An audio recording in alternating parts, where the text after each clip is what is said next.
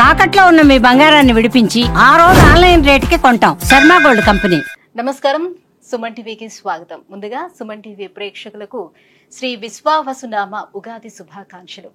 ఈ విశ్వావసునామ సంవత్సరం ద్వాదశ రాశుల వారికి ఎలా ఉండబోతుంది, ఏ రాశుల వారికి ఎటువంటి శుభ అశుభ ఫలితాలు ఇవ్వబోతున్నాయి, గ్రహ సంచారాలు ఎలా ఉన్నాయి, అలాగే ఎటువంటి పరిహారాలను పాటించుకోవాలి, ఈ విషయాన్ని తెలియజేసేందుకు మనతో పాటు ఉన్నారు ప్రముఖ జ్యోతిష్యరత్న జ్యోతిష చక్ర వైభవ నిపుణ డాక్టర్ రాల్పల్లి రవికుమార్ గారు. గురుగారు నమస్కారం. నమస్కారం. గురుగారు, కొత్త సంవత్సరంలోకి ఎంటర్ అయిపోతున్నాం. మరి కొత్త సంవత్సరం ఎలా ఉండబోతుంది ద్వాదశ రాశుల వారికి అని తెలుసుకునే ముందు గ్రహాల సంచారం ఎలా ఉంది, ముఖ్యంగా 4 గ్రహాలు మనకి ప్రతి సంవత్సరం మారేది, ఈ 4 గ్రహాల సంచారం ఎలా ఉంది, ఎలాంటి ఫలితాలు ఇస్తున్నాయి? శరదిందు సమాకారే పరబ్రహ్మ స్వరూపిణి వాసరాపీఠ నిలయ సరస్వతి నమస్తుతే.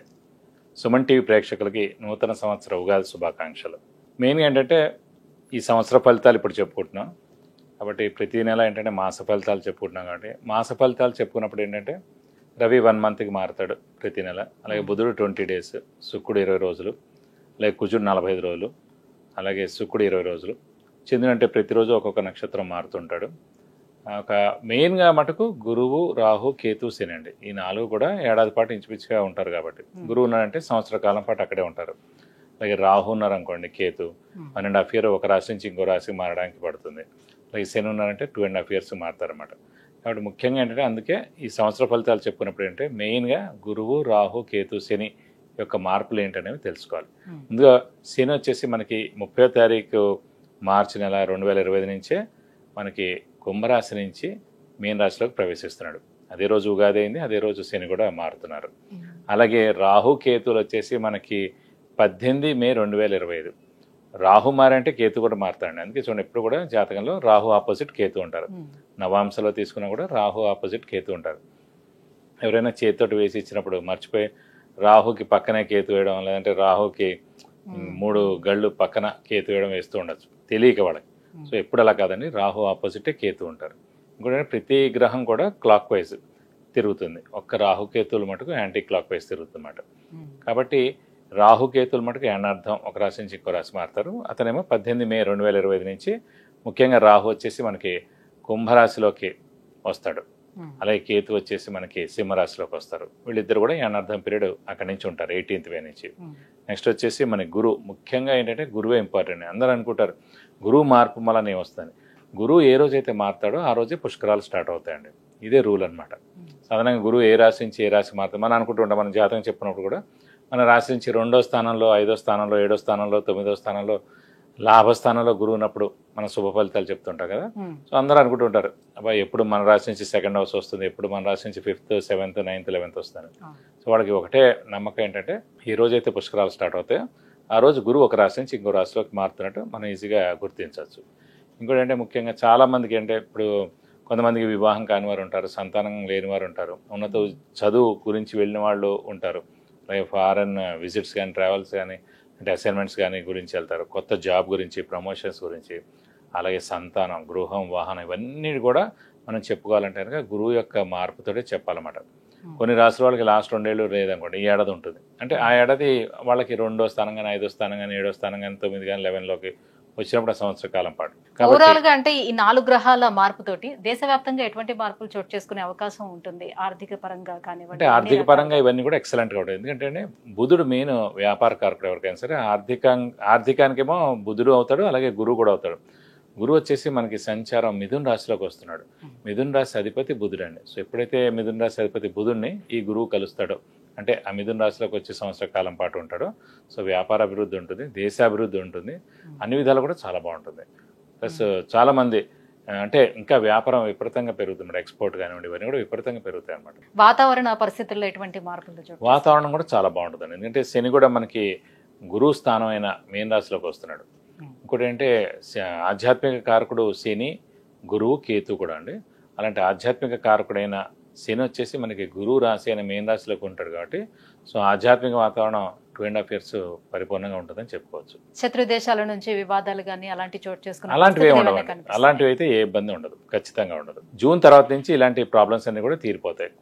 కొన్ని రోజులు ఏంటంటే కుజుడు కూడా నీచ స్థానంలో ఉంటాడన్నమాట కర్కాటక రాశిలో ఈ మే, జూన్ ఆ సమయాల్లో. ఒకసారి జూన్ వెళ్ళిపోయిన తర్వాత నుంచి మటుకు ఎలాంటి ప్రాబ్లమ్స్ ఉండవు దేశానికి మటుకు. గురుగారు, శ్రీ విశ్వావసనామ సంవత్సరం మరి మీన రాశి వారికి ఎలా ఉండబోతుంది? రాశిలోకే ఈ రోజు మరి శని కూడా ప్రవేశిస్తున్నాడు కాబట్టి మరి ఇక్కడ నుంచి వీళ్ళకి ఎలా ఉంటుంది? అంటే సెకండ్ ఫేజ్ కదా వీళ్ళకి వచ్చింది శని. అవును, తప్పకుండా. మీన రాశి అనగానే మనకి పూర్వభాద్ర 4వ పాదం, ఉత్తరాభాద్ర 1, 2, 3, 4 పాదాలు, రేవతి 1, 2, 3, 4 పాదాలు, ఈ నక్షత్రాల సంబంధం మనకి మీన రాశిలో వస్తుంది. మీన రాశి వారికి ఫస్ట్ ఆఫ్ ఆల్ చతుర్థ స్థానంలో గురువు ప్రవేశిస్తున్నాడు. చతుర్థ స్థానం అంటే గృహస్థానం, వాహన స్థానం, తల్లి స్థానం, సుఖస్థానం, ఇవన్నీ కూడా ఆ స్థానం కింద వస్తామట. సో విద్యార్థులకు పట్టిందల్లా బంగారం చెప్పుకోవచ్చు. ఉన్నత విద్య అభ్యసించవచ్చు, మంచి కాంపిటేటివ్ ఎగ్జామ్స్ రాయొచ్చు, గవర్నమెంట్ జాబ్స్ రాయొచ్చు. ఇవన్నీ సరైన సమయం వాళ్ళకి. సో మంచి ర్యాంక్, సీటు మంచి యూనివర్సిటీలో కూడా వస్తుంది. అలాగే ఫారిన్ వెళ్ళి కూడా చదువుకునేందుకు అవకాశాలు ఎక్కువగా ఉన్నాయి. ఏలినాటి శనితోటి స్థానచలనం, ఈ స్థానచలనంతో విద్యార్థులకి ఈ విద్య బెస్ట్గా రావడం. ఎందుకంటే చతుర్థ స్థానంలో గురువు ఉన్నాడు కాబట్టి చతుర్థ స్థానమే మనకి విద్యాస్థానం అన్నమాట. ఇప్పుడు 4th హౌస్ని చూస్తారండి ఎలాంటి విద్య వస్తుందని. 4th హౌస్ బట్టి ఎలాంటి ఇల్లు వస్తుంది, 4th హౌస్ బట్టి ఎలాంటి కారు మీరు కొంటారు, ఇవన్నీ చతుర్థ స్థానం. అలాగే చతుర్థ స్థానం చాలా బాగుందంటే తల్లి సేఫ్గా, సెక్యూర్గా, బెస్ట్గా, ఏ లోటు లేకుండా తల్లి యొక్క బ్లెస్సింగ్స్ తోటి తల్లి అక్కడ ఉంటారు అన్నమాట మంచిగా. సో చతుర్థ స్థానం అంత మంచిది. అలాంటి చతుర్థ స్థానానికి మనకి గోచారీత్యా మీన రాశి నుంచి 4th హౌస్లో గురువు ప్రవేశించాడు కాబట్టి సంవత్సర కాలం పాటుకు ఖచ్చితంగా గృహం, వాహనం, అలాగే తల్లి ఏం ప్రాబ్లం లేకుండా ఉండడం, అలాగే విద్య మంచిగా అభ్యసించడం, ఇవన్నీ కూడా జరుగుతాయి. అలాగే మనకి మొన్నటిదాకా రాహు రాశిలో ఉండేవాడు దేవుడి వల్ల. ఇప్పుడు వ్యయ స్థానంలో రాహు వచ్చాడు, అది 100 6వ స్థానంలో కేతు, అది 100. సో గురువు 70% బాగున్నారు, రాహుకేతులు 100% బాగున్నారండి. ఇంకా ఏళ్ళు నడిచాడు అంటారా, ఇప్పుడు రాశిలోకే శని ప్రవేశించాడు కాబట్టి కొంచెం మిశ్రమ ఫలితాలు ఇస్తాడు. మన 2.5 సంవత్సరాలు అయిపోయింది. సో ఆ 2.5 సంవత్సరాలు ఎవరికైతే హెల్ప్ చేయలేదో ఈ 2.5 సంవత్సరాలు హెల్ప్ చేయొచ్చు. ఈ 2.5 ఏళ్ళు కూడా చేయని వాళ్ళకి లాస్ట్ ఫేజ్లో చేస్తారు. ఏదో ఒక 2.5 ఇయర్స్ మటుకు ఖచ్చితంగా ఫేజ్లో హెల్ప్ చేస్తారు మనం. సో ఇప్పుడైతే ప్రస్తుతం గురువు కూడా బాగున్నాడు కాబట్టి ఈ ఏడాది ఖచ్చితంగా ఏలినాటి ఇంపాక్ట్ తక్కువగానే ఉంటుందని చెప్పుకోవచ్చు. గురుగారు, మరి ఆరోగ్య పరిస్థితి ఎలా ఉంటుంది వీళ్ళకి? ఆరోగ్యపరంగా కూడా బాగానే ఉంటుందండి. అంటే రాశిలో శని ప్రవేశించిన కూడా గురువు యొక్క దృష్టి రాహు మీద ఉండడం, గురువు చతుర్థ స్థానంలో ఉండడం చేత ఆరోగ్యం తప్పకుండా బాగుంటుందనే చెప్పుకోవాలి. నూతన గృహ నిర్మాణాలు చేపట్టే అవకాశం ఖచ్చితంగా ఇందాక కూడా చెప్పున. ఎప్పుడైతే మన రాశి నుంచి చతుర్థ స్థానంలో కానీ భాగ్యస్థానంలో కానీ గురువు ప్రవేశించినప్పుడు సంవత్సర కాలం పాటు అక్కడ ఉంటాడు కాబట్టి ఆ సమయంలో ఖచ్చితంగా ఇల్లు కానీ స్థలం కానీ కొనేందుకు అవకాశాలు ఎక్కువగా ఉన్నాయి. ఇప్పుడు చతుర్థ స్థానంలోకి గురువు ప్రవేశిస్తున్నాడు మీన రాశి వారికి కాబట్టి మే 15వ తారీఖు నుంచి నెక్స్ట్ ఏడాది మే దాకా ఖచ్చితంగా గృహం కొనేందుకు అవకాశాలు 100% ఉన్నాయి. మరి ఉద్యోగస్తులకి, వ్యాపారస్తులకి వీళ్ళకి ఎలా ఉంటుంది? ఉద్యోగస్తులకి ఏంటంటే మిశ్రమ ఫలితాన్ని చెప్పుకోవచ్చు. ఎందుకంటే స్థానచలనం ఉంటుంది కాబట్టి ఏలినాటి శని తోటి మిశ్రమ ఫలితాలు. అలాగే ఉద్యోగ మార్పు కానీ, ట్రాన్స్ఫర్ కానీ, వేరే ఊరికి వెళ్ళడం కానీ, సో ఇవన్నీ జరిగేందుకు అవకాశం ఉన్నాయి. అలాగే వ్యాపారస్తులు కూడా మిశ్రమం అని చెప్పుకోవచ్చు. ఎందుకంటే గురువు పంచమంలో ఉన్న చాలా మంచిది. అంటే గురువు బలం ప్రస్తుతం అంత లేదు, విద్యార్థులకు ఉన్నంత లేదు గురు బలం. వ్యాపారస్తులకు బాగుండాలంటే 2, 5, 7, 9 లెవెల్లో ఉంటేనే అది గురుబలం, దైవబలం బాగా ఉన్నట్టు మాట. కాబట్టి వ్యాపారస్తులు కూడా మిశ్రమంగా ఉందని చెప్పుకోవాలి. అంటే కొత్త ఉద్యోగ ప్రయత్నాలు చేసేవాళ్ళు అసలు చెయ్యొచ్చా? లేదు అంటే కొత్త వ్యాపార ప్రయత్నాలు ఏమైనా చేసేవాళ్ళు అసలు చెయ్యొచ్చా? వాటి జోలికి వెళ్ళొచ్చా? కొత్త వ్యాపారం మటుకు చేయకుండా ఉండడం ఉత్తమం అండి. అలా ఎక్స్పాన్షన్ కూడా వెళ్ళకపోవడం ఉత్తమం. ఉన్నది ఏముందో అది ప్రస్తుతం నడిపిస్తే చాలు.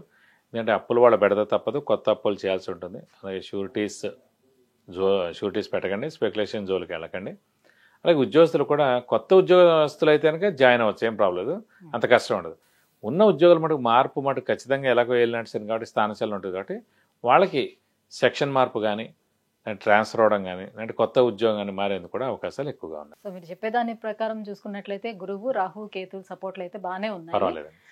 ఎటొచ్చి ఇక శని అనుగ్రహం కోసం అసలు ఏం చేయాలి, ఎటువంటి పరిహారాన్ని పాటించాలి? శని ఎఫెక్ట్ కోసం ఇందాక కూడా చెప్పుకున్నాడు, ప్రతి శనివారం ఫిక్స్డ్గా ఉపవాసం ఉండడం, అలాగే ఒక శనివారం రోజు రక్తదానం చేయడం. ఎందుకు రక్తదానం అన్నిసార్లు అంటున్నా అంటే అండి, మామూలుగా ఈ ఏలినాటి శని నడుస్తున్నప్పుడు చిన్న చిన్న అనారోగ్యాలు రావడం సహజం. చిన్న చిన్న దెబ్బలు తగలడం, చిన్న చిన్న యాక్సిడెంట్స్ జరగడం ఇలా జరుగుతుంటాయి. అలా జరిగినప్పుడు మనకి టెస్టులు చేయడం ద్వారా మన బ్లడ్ అంతా వాళ్ళు తీసేస్తారు. వాళ్ళు తీసే లోపలనే మనమే రక్తదానం చేస్తే శనివారం రోజున శనికి ఇస్తున్నట్టుగా మనం ఫీల్ ఇస్తే అది ఎవరెవరికి ఉపయోగపడుతుంది. కాబట్టి ఆల్రెడీ ఎవరో యాక్సిడెంట్ కేసులో రక్తం కావాలి, మన బ్లడ్ ఎక్కిచ్చారు. ఎవరికో సర్జరీ అవుతుంది, మన బ్లడ్ ఎక్కిచ్చారు. ఎవరికో బ్లడ్ చాలా లోపంగా ఉంది, అది ఎక్కిచ్చారు. సో వాళ్ళు వాళ్ళ ఫ్యామిలీ మెంబర్స్ బ్లెస్ చేస్తారు. అమ్మే చాలా థ్యాంక్స్, దేవుడి దయలో మా ఆయన బయటకు వచ్చారు, మా ఆయన గట్టెక్కారు. ఆ బ్లెస్సింగ్స్ మనకు రాగానే మనకి ఏ యాక్సిడెంట్ జరగకుండా ఉంటుంది, మనకి ఏ అనారోగ్యం జరగకుండా ఉంటుంది, మనకి దెబ్బలు తగలకుండా ఉంటుంది, మనకి ఏ సర్జరీలు జరగకుండా ఉంటుంది. అటు చిన్న రక్తదానం చేయడం ద్వారా అటు మన ఆరోగ్యం బాగుపడుతుంది, అవతల వాళ్ళ ఆరోగ్యాన్ని కూడా మనం బాగుపరిచినట్టు ఉంటుంది. విద్య, ఉద్యోగం, వివాహం, విదేశీయానం, ఆరోగ్యం, అలాగే ఐశ్వర్యం, వీటన్నిటి గురించి తెలుసుకోవాలంటే కింద స్క్రోల్ అవుతున్నటువంటి నెంబర్లకి కాల్ చేసి గురువుగారు అపాయింట్మెంట్ పొందవచ్చు. గురుగారు, శ్రీ విశ్వావసునామ సంవత్సరం మీనరాశి వారికి ఎలా ఉండబోతుంది, ఎలాంటి పరిహారాలను పాటించుకుంటే ఇంకా బాగుంటుంది వీళ్ళకి, ఈ విషయాలన్నీ కూడా తెలియజేసినందుకు ధన్యవాదాలు. నమస్కారం.